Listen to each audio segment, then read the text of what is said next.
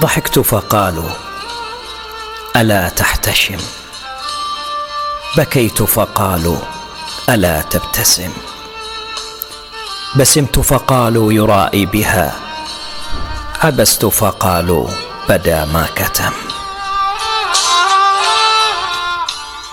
صمت فقالوا كليل اللسان، نطقت فقالوا كثير الكلم، حلمت فقالوا صنيع الجبان، ولو كان مقتدرا لانتقم.